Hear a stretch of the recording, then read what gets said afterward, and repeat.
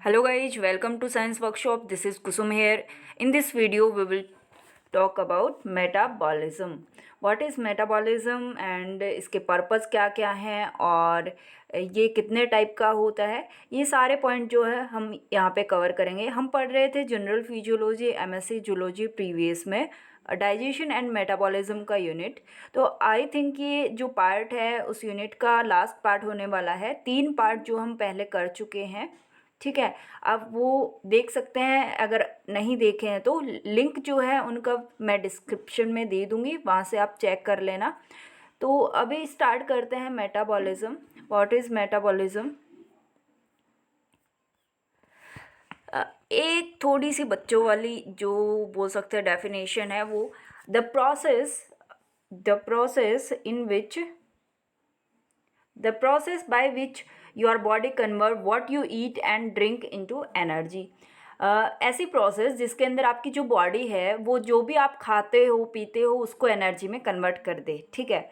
Like proteins हैं, ठीक है, उसको किस में कन्वर्ट किया? अमीनो एसिड में। कार्बोहाइड्रेट्स हैं उसको मोनोसेकेराइड में, और लिपिड है उसको फैटी एसिड में, ठीक है। तो एक तरह से जो हम खाते हैं पीते हैं और उसको एनर्जी में कन्वर्ट करने की प्रोसेस क्या है? मेटाबॉलिज्म। ये लेकिन इसको हम बोलेंगे कि ये जो डेफिनेशन है वो अधूरा टाइप में लग रहा है, तो उसको हम ठीक से देखते हैं।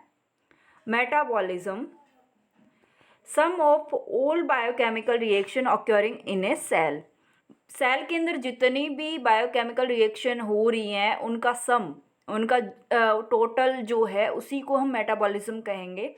All cells function as biochemical factories. सारी की सारी सेल्स जो है वो बायोकेमिकल फैक्ट्रीज की तरह फंक्शन करती है विद इन लिविंग सेल। एक लिविंग सेल के अंदर biomolecules are constantly being synthesized and transformed into some other biomolecules. Cell के अंदर क्या होता है कि जो मॉलिक्यूल्स है वो सिंथेसाइज्ड होते रहते हैं और ट्रांसफॉर्म होते रहते हैं दूसरे मॉलिक्यूल्स में, ठीक है। दे synthesis and transformation constantly occur, यहाँ पे थोड़ा टाइपिंग मिस्टेक है, occur through enzyme catalysed chemical reaction. ये जो सिंथेसिस होता है और ट्रांसफॉर्मेशन होता है ये कुछ कैटालाइज्ड केमिकल कुछ एंजाइम द्वारा कैटालाइज्ड केमिकल रिएक्शन के द्वारा होता है। Together all interconnected chemical reaction occurring within a cell are called metabolism. ये जो सारी की सारी रिएक्शन है ये आपस में मिलके क्या करती हैं? मेटाबॉलिज्म कहलाती हैं, ठीक है। मतलब ये जितनी भी सेल के अंदर सिंथेसिस की और ट्रांसफॉर्मेशन की जितनी भी रिएक्शन हो रही है इनका जो सम है उसको हम क्या बोल देंगे? मेटाबॉलिज्म बोल देंगे, ठीक है। Derived from Greek word for change. जो मेटाबॉलिज्म है वो किससे लिया गया है? एक ग्रीक वर्ड जिसका मीनिंग होता है फॉर चेंज, ठीक है, उससे ये लिया गया है metabolism. Each of chemical reaction result in the transformation of chemical compounds and the chemical compounds involved in this process are known as metabolites। जितनी भी केमिकल रिएक्शन होती हैं वो उसके बाद में वो किस में ट्रांसफॉर्मेशन होता है? केमिकल कंपाउंड में, ठीक है। तो उन केमिकल कंपाउंड्स को जो कि मेटाबॉलिज्म की प्रोसेस में पार्टिसिपेट करते हैं उनका क्या बोलते हैं? मेटाबोलाइट्स बोलते हैं। ये थोड़ा हाईलाइट कर लेना इस वर्ड को, मेटाबोलाइट्स। केमिकल कंपाउंड जो मेटाबॉलिज्म में इन्वॉल्व होते हैं उनको मेटाबोलाइट्स बोलेंगे, ठीक है। Majority of metabolic reaction do not occur, okay की जगह यहाँ पे ओक्योर लिख लेना, ठीक है। यहाँ पे थोड़ा टाइपिंग मिस्टेक है। In isolation but are always linked to some other reactions, it occur in a series of linked chemical reaction called metabolic pathway in which one chemical is transformed through a series of step into another chemical। ये जो होता है metabolic reaction जो होती है ना वो अकेले अकेले एक ही रिएक्शन नहीं होगी। ये जो रिएक्शन है वो अदर केमिकल रिएक्शन के साथ में भी लिंक होगी, ठीक है। और ये एक सीरीज बन जाती है केमिकल रिएक्शंस की, और इस सीरीज को क्या बोलेंगे अपन? मेटाबॉलिक पाथवे बोलेंगे, ठीक है। क्या बोलेंगे? मेटाबॉलिक पाथवे बोलेंगे। इस सीरीज को हम मेटाबॉलिक पाथवे बोलेंगे। और transform through a series of step into another chemical. Like एक प्रोडक्ट है, सॉरी, एक सब्सटेंस है, सबस्ट्रेट है, और वहाँ से वो कई स्टेप से होता हुआ क्या बन जाएगा, एंड ऑफ द प्रोडक्ट बनेगा वहाँ से, ठीक है। So metabolic pathway proceed in a stepwise manner, transforming substrates into product through many specific chemical intermediates, जिसके अंदर बहुत सारे एंजाइम हो सकते हैं, अदर केमिकल इंटरमीडिएट्स हो सकते हैं, उनके थ्रू जो सबस्ट्रेट है वो प्रोडक्ट में कन्वर्ट हो जाएगा। हर एक जो स्टेप होती है मेटाबॉलिक पाथवे की वो एक स्पेसिफिक एंजाइम के द्वारा कैटालाइज्ड होती है, ठीक है। पर्पस ऑफ मेटाबॉलिज्म, मेटाबॉलिज्म हमारी बॉडी में होता क्यों है, इसके क्या पर्पस हैं। Metabolism serves to fundamentally different purpose. क्या क्या है? फर्स्ट है generation of energy to drive vital function, जो वाइटल फंक्शन को ड्राइव करने के लिए एनर्जी का जनरेशन करता है मेटाबॉलिज्म। इसके अलावा the synthesis of biological molecules, इसके अलावा जो बायोमॉलिक्यूल्स हैं उनका सिंथेसिस करता है। To achieve this metabolic pathway fall into two categories, anabolic and catabolic pathway. अब इन दोनों फंक्शन को अचीव करने के लिए, इन दोनों पर्पज को अचीव करने के लिए दो पाथवे होते हैं, एक होता है एनाबॉलिक पाथवे, एक होता है कैटाबॉलिक पाथवे, ठीक है। सो टाइप ऑफ मेटाबॉलिज्म हम कह सकते हैं, एक तो हो गया कैटाबॉलिज्म जिसको हम कैटाबॉलिक रिएक्शंस भी कह सकते हैं, दूसरा हो गया एनाबॉलिज्म जिसको हम एनाबॉलिक रिएक्शंस भी कह सकते हैं, ठीक है। सो कैटाबॉलिज्म और एनाबॉलिज्म होते क्या हैं? अगर हम कैटाबॉलिज्म की बात करें तो क्या होगा, ये कॉम्प्लेक्स जो मॉलिक्यूल्स हैं उनको सिंपल मॉलिक्यूल्स में कन्वर्ट करेगा और क्या करेगा, ब्रेक डाउन करेगा और एनर्जी को रिलीज़ करेगा। क्या करेगा? एनर्जी को रिलीज़ करेगा। और अगर हम एनाबॉलिज्म की बात करें तो ये जो स्मॉल मॉलिक्यूल्स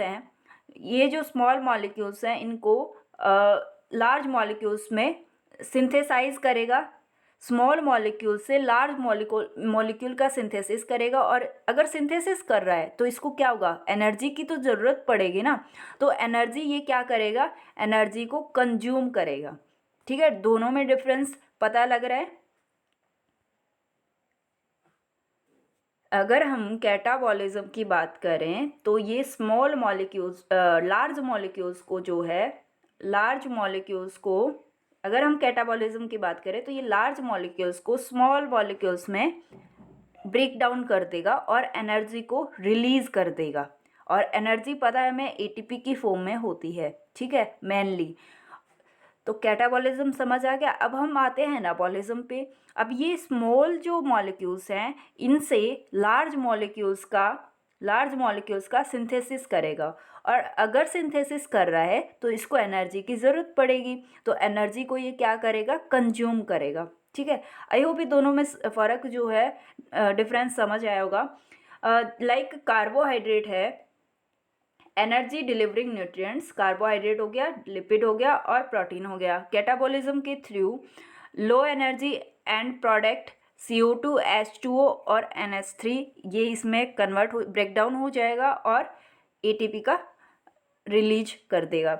यहाँ पे amino acid, sugar, fatty acid और नाइट्रोजिनस बेस से एनाबॉलिज्म के थ्रू प्रोटीन्स, पॉलीसेकेराइड, लिपिड और न्यूक्लिक एसिड का फॉर्मेशन होता है, यानी कि ये मैक्रो मॉलिक्यूल्स हैं और ये है स्मॉल मॉलिक्यूल्स, और यहाँ पे एनर्जी कंज्यूम हो जाएगी। आई होप ये पॉइंट आपको समझ आया होगा। So anabolism are involved in the synthesis of compound and consume energy. Synthesis of amino acid for synthesis of polypeptide from amino acid is an example of an anabolic process. Then catabolism है, catabolism are involved in the oxidative breakdown of larger complex molecule and release of energy. हमने पीछे देखा large molecule को small molecules में break down कर रहा है और एनर्जी को रिलीज कर रहा है। For example, when glucose is degraded to lactic acid in our skeletal muscle, energy is liberated. जब ग्लूकोज जो है लैक्टिक एसिड के अंदर डिग्रेड होता है तो अपनी स्केलेटल मसल्स है वहाँ पे एनर्जी रिलीज होती है, और ऑर्गेनिज्म जो है इस एनर्जी को, इस लिबरेटेड एनर्जी को during degradation and store it in it form of chemical bond की फॉर्म में इसको स्टोर कर लेता है, और जब भी बॉडी को इसकी नीड होती है तब बायोसिंथेटिक एंड मैकेनिकल वर्क्स के द्वारा ये यूटिलाइज कर लेता है इस एनर्जी को। ठीक है, जब भी बॉडी को नीड होगी तब ये बायोसिंथेटिक एंड मैकेनिकल वर्क्स के द्वारा इस एनर्जी को यूटिलाइज कर लेगा। और the most important form of energy currency in living synthesis is the ATP. Organism में, लिविंग थिंग्स में जो एनर्जी है, वो जो एनर्जी करेंसी है वो क्या है? एटीपी यानी एडिनोसिन ट्राइफॉस्फेट, यानी कि बॉडी में मैक्सिमम अगर हम देखें तो एनर्जी किस फॉर्म में स्टोर रहती है? एटीपी की फॉर्म में स्टोर रहती है। ठीक है, सो गाइज आई होप ये समझ आया होगा आपको। अगर कोई भी पॉइंट रह गया और किसी भी पॉइंट में डाउट है तो आप मुझे कमेंट बॉक्स में पूछ सकते हैं। अगर नोट्स चाहिए तो आपको टेलीग्राम चैनल ज्वाइन करना होगा। आप वहाँ जाके डिस्क्रिप्शन में जाके लिंक चेक कर सकते हैं, वहाँ आपको लिंक मिल जाएगा टेलीग्राम चैनल का। So thanks for watching this video. अगर वीडियो अच्छा लगा तो प्लीज़ लाइक कीजिए, शेयर कीजिए, और चैनल को सब्सक्राइब नहीं किया है तो प्लीज़ सब्सक्राइब कर ले, और बेल आइकन को प्रेस करना मत भूलना ताकि नेक्स्ट वीडियो का अपडेट जो है वो आपको मिल सके। Thank you so much guys, मिलते हैं नेक्स्ट वीडियो में।